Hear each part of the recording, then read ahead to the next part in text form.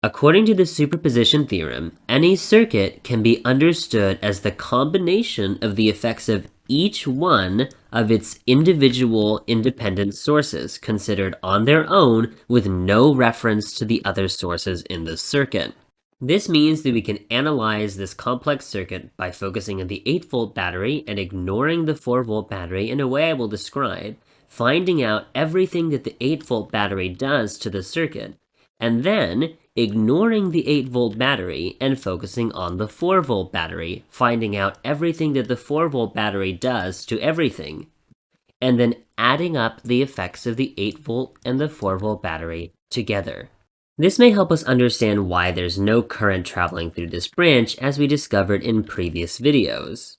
Let's begin analyzing this circuit using the superposition theorem. I'm going to start by focusing on the 8-volt battery. That means I need to get rid of the 4-volt battery.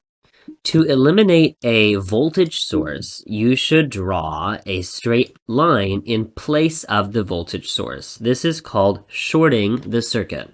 The reason why it's called shorting the circuit will become clear once we explain what the effect of removing this 4-volt battery is.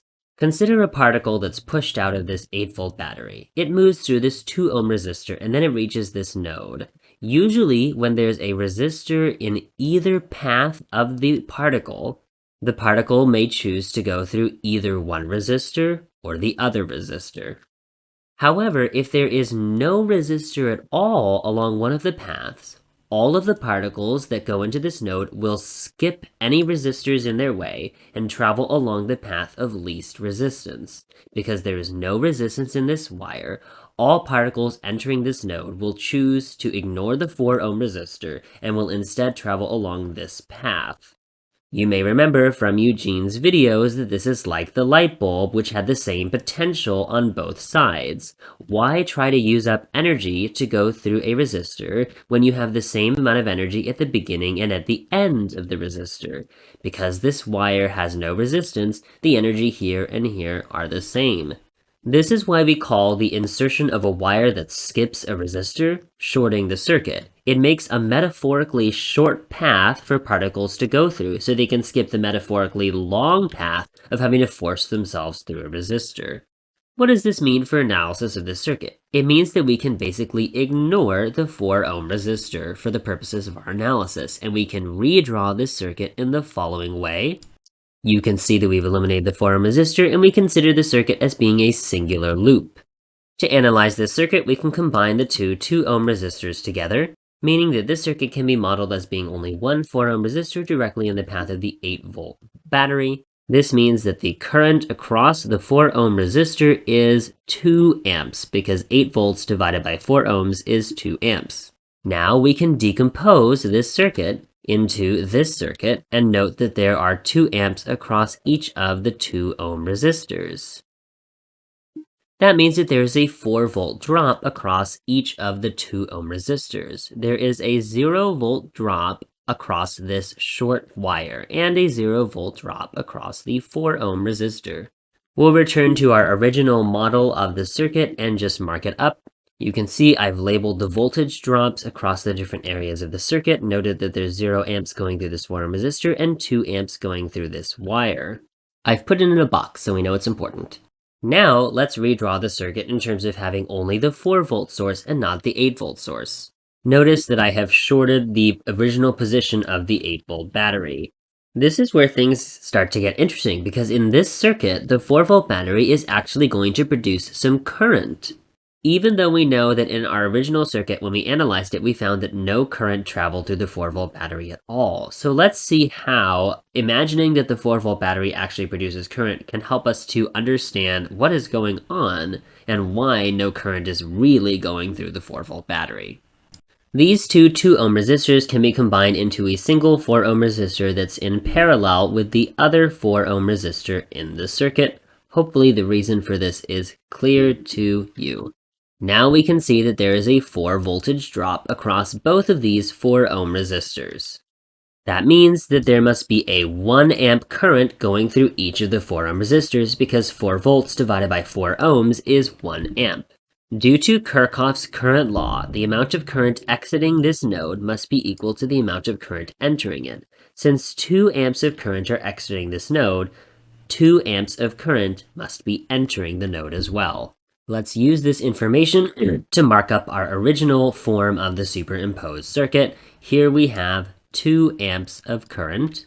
I've labeled the two 1 amp currents, and I've labeled all of the voltage drops, the 2 volts across each of these 2 ohm resistors and 4 volts across this 4 ohm resistor. So we can see that this 4-volt battery is trying to force 2 amps of current out of it. Any particles which leave the battery would be able to go through either of these 2 resistor areas. However, we know from the 8-volt superimposed circuit that 2 amps of current are also trying to go in the opposite direction through the area where the 4-volt battery used to be. So the 2 effects of the 8-volt battery and the 4-volt battery cause the current to be 0 in the place where the 4-volt battery is. One by one, let's add the effects of each of the 8-volt battery and the 4-volt battery to our original circuit. The addition of the 2 amp current traveling to the left and the 2 amp current traveling to the right in the rightmost branch of the circuit cause there to be 0 amps traveling through the rightmost branch of the total circuit. The combination of 0 amps in the 4 ohm resistor and 1 amp in the 4 ohm resistor cause there to be 1 amp going through the 4 ohm resistor in the total circuit. The combination of 2 amps of current going to the right and 1 amp of current going to the left of this leftmost branch causes the total current to be 1 amp in the left region of the circuit. First of all, let's see if these currents make sense. 1 amp is going into this node and 1 amp is going out of this node. Immediately, we can begin to see why it is that this 4-volt battery causes no current to go through this area of the circuit. In reality, it's trying pretty hard to force current out of itself. However, the 8-volt battery is forcing current out of itself at exactly the same rate. Thus, their currents cancel each other out. This is also why, if we change the 4 ohm resistor to be any other value than 4, this battery would start outputting current. If this 4 ohm resistor were 5 ohms, a different current than 1 amp would go through this 4 ohm resistor. Less current would go through, so the current traveling through this 4-volt battery would be less than 2 amps. The 4 ohm resistor, however, is ignored in this circuit, so this voltage would still output 2 amps of current. If there's 2 amps of current thanks to the 8-volt battery and less than 2 amps of current because of the 4-volt battery, some current will travel through this area of the circuit downward. If the 4-volt battery were higher, then it would cause more current than 2 amps to go through this circuit. Because the 8-volt battery would still only create 2 amps, more current would be able to come out of this 4-volt battery, and you'd start getting a current up and out. It's the particular combination of resistors and voltages in this current that make the currents of the 2 batteries exactly cancel each other out. That way we understand that really the 4-volt battery is trying to do something. It's just what it's trying to do is directly opposed by the effect of the 8-volt battery, thanks to the resistors we have in the circuit. Let's add together the voltages in each of the resistors across the different circuits just to make sure what we have is right. On the 2-volt battery, we have 4 volts dropping to the right in the first circuit and 2 volts dropping to the left in the second circuit. 4 volts to the right minus 2 volts to the left should be 2 volts to the right. You can observe a similar thing for the bottom 2 ohm resistor, resulting in 2 volts to the left. And for the 4 ohm resistor, we see there's no drop in the first circuit and 4 volt drop in the second circuit, so we should get a total 4 volt drop in the normal circuit. This is nice. We now see that in this loop, there is a total of 8 volts of voltage drop and 8 volts of voltage rise. In this loop, there are 4 volts of voltage rise and 4 volts of voltage drop. So we have correctly analyzed this circuit using the superposition theorem, and we now understand more about it than we originally did. One more thing about the superposition theorem. To remove a current source from a circuit, you must eliminate the branch it's in entirely. Even if there are other resistors in the uninterrupted branch, they must also be totally ignored in any circuits which do not have the 1 amp current source in it.